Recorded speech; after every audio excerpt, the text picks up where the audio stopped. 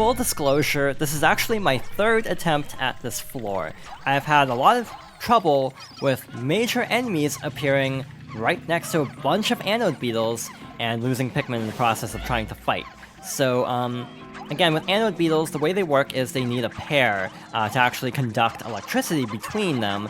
So as long as you take out one in the vicinity, you should be fine. We have another Bulbmin here, so let's freeze this one and destroy it quickly.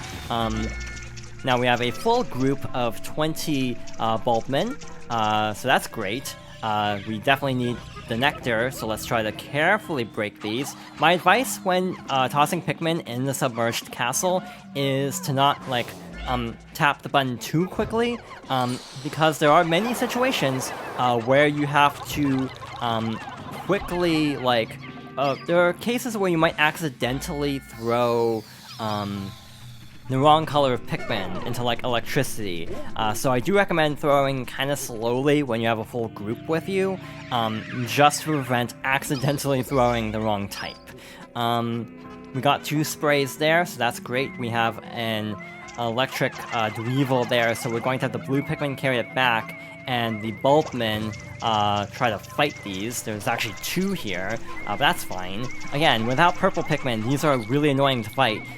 With purple Pikmin, they're a pushover. In some ways, it's actually kind of nice having an entire cavern dedicated to forcing you not to use the Pikmin types that you've been relying on the entire adventure. On the other hand, the Submerged Castle is also just really annoying, so even though it's kind of a novel concept, it honestly feels extraordinarily poorly designed in just being a huge, huge difficulty spike in an already pretty challenging game.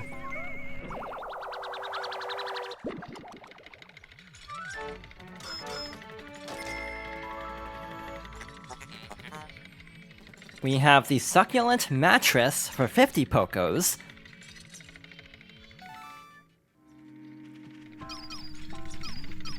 And believe it or not, but this isn't even the worst floor. The next floor is actually even worse than this. So yeah, that's exciting. That's something to look forward to. If this one took a few resets already, I guarantee the next floor is going to take a couple attempts. Again, trying to be very careful not to toss a blue Pikmin into the electricity by accident, like so. We have a couple anode beetles next to each other, so let's defeat this one, and then leave the other one alone, because again, we only need to defeat one in the pair. So next up, we want to destroy the next electricity generator, or they can attack the anode beetle. You also have to worry about, like, falling enemies and all sorts of other problems, so we have a Wollywog over here. Looks like it's guarding a treasure, so we will have to fight this one, unfortunately. I really don't like fighting Wollywogs without purple Pikmin, partly because I'm so used to fighting them with purple Pikmin in this game, and especially after playing a lot of Pikmin 1, this isn't my favorite thing in the world. I'm definitely trying to rush this too much. I definitely should be playing this a little bit safer than I currently am, if I'm being honest. We got really close to losing a couple Pikmin there, but we managed to get by without too much trouble. Also, it's really mean that a lot of the entrances in this cavern are blocked off. Like, a lot of them are blocked off, meaning that's just another annoying thing to have to worry about. So yeah, it's like this dungeon is purposefully designed to be as infuriating as possible, while again, kind of being a novel concept of, again, not having all of your Pikmin types to work through everything with. So again, in some ways this is kind of a cool test of skill, but it's just so unbalanced in difficulty, and again, overly punishing, that just stops being enjoyable to go through. And that's kind of my problem with Pikmin 2 in general, is a lot of the challenge feels very cheap. Like, there's a very fine line between balanced and still, like, what am I trying to say? Like, balanced difficulty and still fun, but still challenging, and this doesn't really succeed at reaching that fine line, basically, is what I'm trying to say. We were getting dangerously close to 5 minutes, I'm definitely getting a little bit concerned. We're going to leave Louie at the exit, like before, and then we're going to try to, as quickly as possible, carry back the 2 treasures. The Dweevil is definitely going to get in the way, which is not ideal. You can also punch them, which is definitely a viable strategy for when you don't have Bulkmen around. Also, it happened...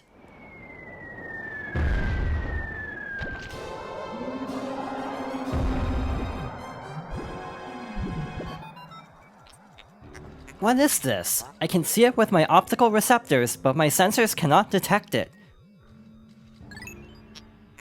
Could its physical form be anchored in another dimension? Attacking it is futile.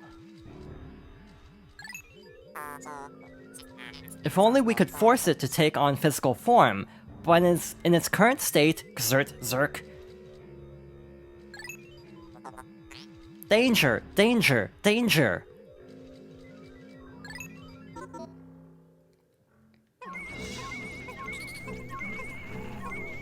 This is the Water Wraith, the boss of dungeon, but we can't fight it yet because we need purple Pikmin. This is bad because we actually have to carry things back with the Water Wraith.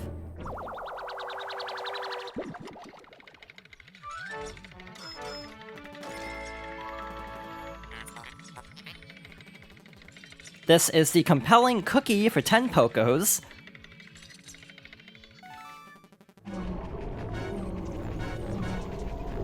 Luckily, the final treasure is almost back.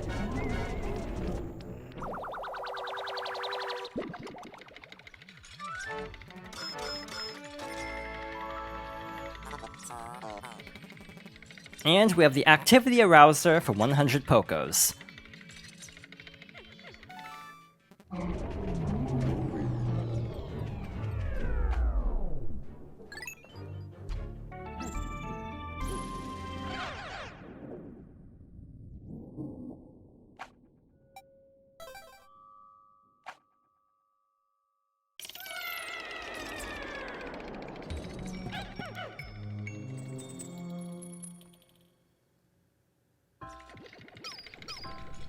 So this is my second attempt at sub-level 4. We also have another Bulkman, but this one doesn't have any smaller Bulkman because we've maxed out our party. Luckily we did get a couple sprays in the previous floor, so we are set there as we have 2 Bulkmen to deal with. This is honestly one of the worst floors, probably in the entire game, actually, if you ask me, because we have Poison, we have a Bulkman, or 2 Bulkmen patrolling, and we have falling bombs. My advice would be to not take a ton of Pikmin and have a group with you that's relatively maneuverable, because you will, on very short notice, have to escape danger. We have a Glint Beetle, which is in a very bad spot inside this pipe, meaning it's actually really hard to line up the cursor with it to actually defeat it. Also, a bomb landed in the pipe. We actually do have to defeat this one for a treasure, like so, while also dodging all of the falling bombs. So yeah, this floor is very overwhelming because of the bombs. You know, the Glint Beetle that can appear anywhere. A bunch of other things that we haven't even seen yet. So yeah, this floor is rough.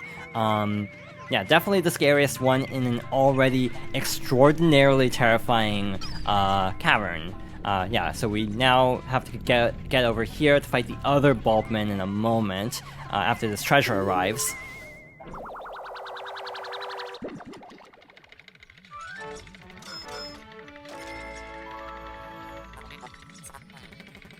This is the Pale Passion for 25 Pokos.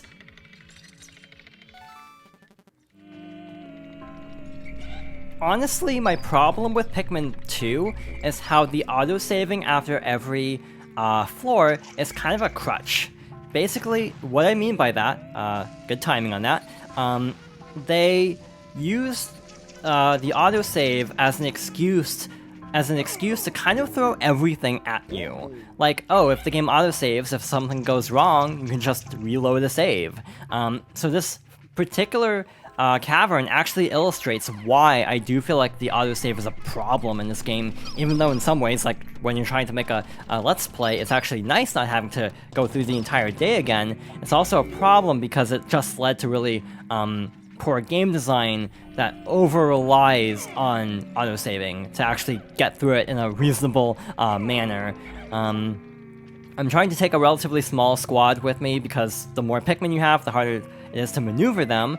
This is a careening Dirigibug. It is a like flying enemy that carries bombs. We want to deal a lot of damage and then retreat before the bomb actually goes off, and then try to stagger it before I can actually draw out another bomb. Like so, that was actually very good. I think it's this floor that I've actually run into a glitch where a treasure didn't actually spawn, so I hope that doesn't happen again. Also, maybe don't leave Pikmin unattended in this particular floor, because you never know when a bomb is going to drop, and a lot of times, even if you pass by with a captain, a bomb won't fall until Pikmin actually pass by, which is extraordinarily rude, and I don't like it. So let's fight this Bulbman really quickly, hope... never mind. Right on cue, I was going to say hope a bomb doesn't fall, and a bomb happened to fall in that very moment, which I guess actually worked out in this case, that it fell right there after freezing it. Didn't have to fight it.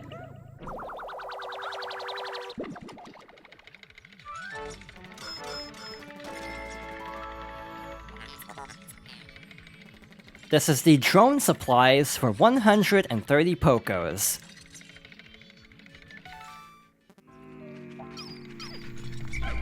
With that, we have actually reached the debt amount of 10,000 Pokos. The only problem is getting out of here alive is easier said than done. I'm going to hope that the Pikmin are fast enough. Never mind, let's just bail on that because of the Dweevil now. So yeah, this is why this dungeon is kind of the worst, or this cavern is kind of the worst, with this being the worst floor in an already pretty terrifying area.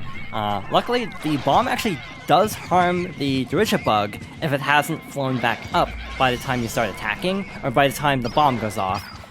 So that actually worked out well, that the bomb damaged it as well, and we got through without losing any Pikmin. I'm going to break this wall really quickly to check what the spray is, since we have to wait for this anyway. We're almost at 5 minutes again, so we need to be a little bit on guard here.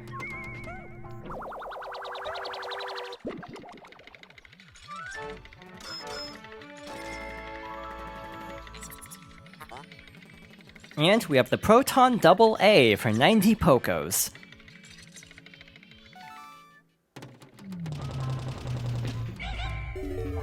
So yeah, let's check this egg really quickly, try to get some more flower Pikmin, not that we really need them actually for something coming up, and then get the heck out of here.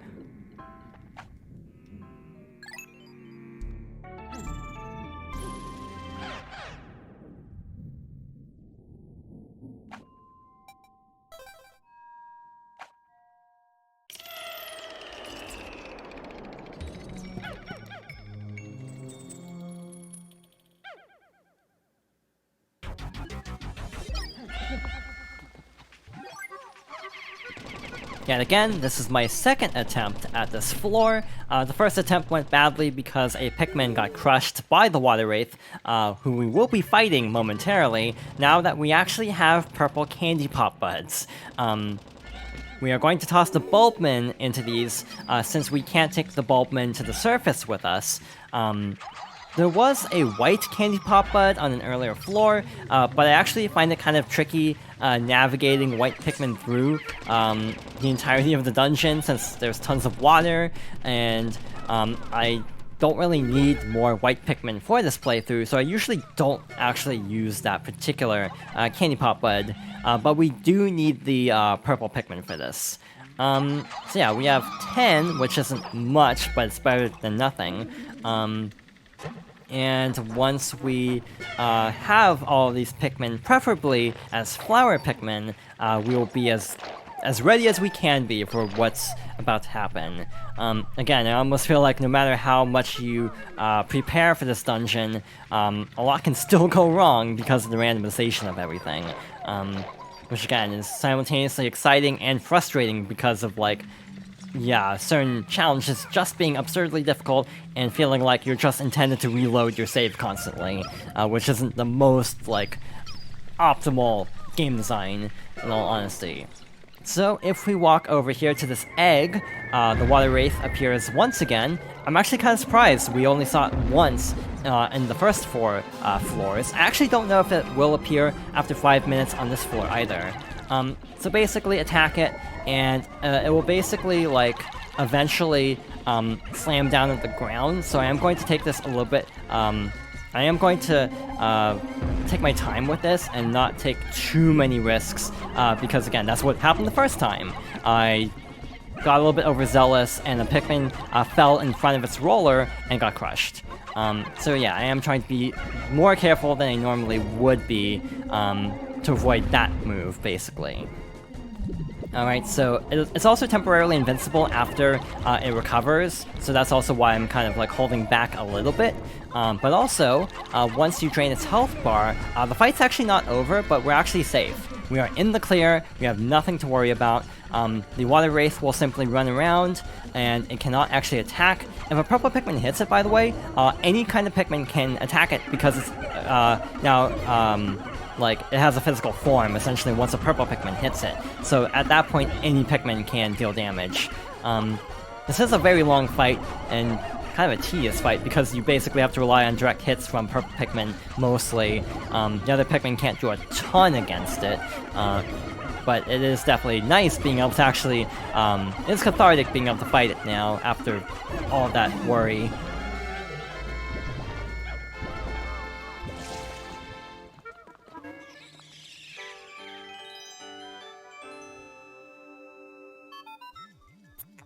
Processing? How curious. The wraith completely vanished. But what was it? Surface object scans indicate the presence of a bright red component.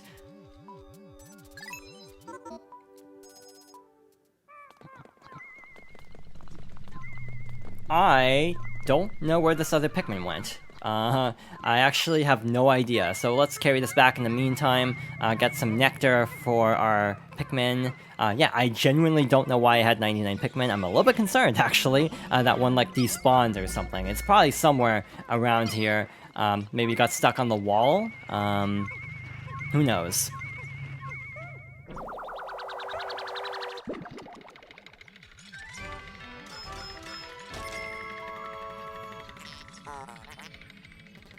And after all of that trouble, we have the professional noisemaker for 100 Pokos. How insulting. This object's coloring is more eye-catching than my own hull. I shall connect it to the alarm clock our esteemed president was so fond of.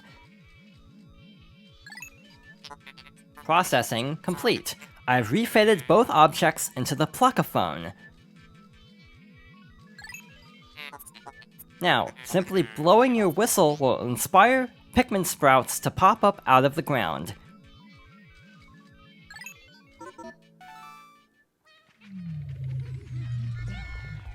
There's the other Pikmin. But yeah, this is actually a very helpful item, especially when you're trying to quickly harvest Pikmin.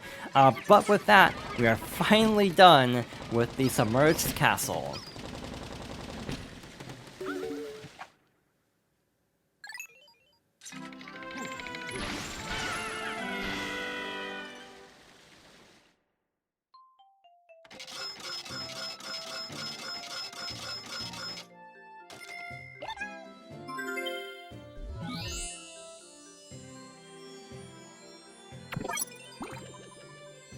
With about 700 Pokos worth of treasure and no Pikmin lost, we have collected the amount of Pokos we need to pay off the debt.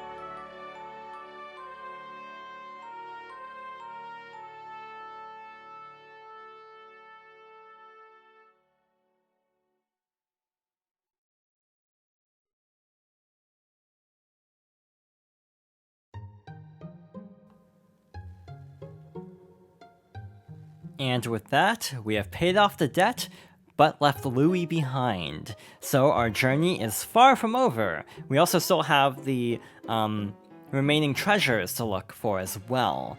So yeah, the adventure is not over quite yet. There's still quite a bit left to do. We're only about maybe a third of the way through, if memory serves. Maybe more like half. Technically, in terms of days, I think we're actually pretty far along, but in terms of like time, we have some very long caverns coming up, so we still have quite a bit left of this game. Overall, I still like this game a lot. I admit a lot of it's nostalgia because I played this game when I was really young and had the time to actually get really good at some of the gameplay mechanics and learn all of the dungeon layouts. I do feel like this game is really poorly designed, again, because it relies so much on essentially reloading saves, because of just throwing really cheap enemy placement and hazard placement and randomization at the player that you really can't account for. Even if you know it's going to happen, it can still catch you off guard because it's still randomized. So again, I do feel like this is probably the weakest of the mainline Pikmin games, but I do still have a lot of nostalgia for this game. So I do still like it a lot, but I will admit that this is definitely the worst of the three main games. This is actually a really well rendered scene, by the way. I've always wondered if this is like live action mixed with CG for Louis, because I always thought this looked really impressive on GameCube, actually.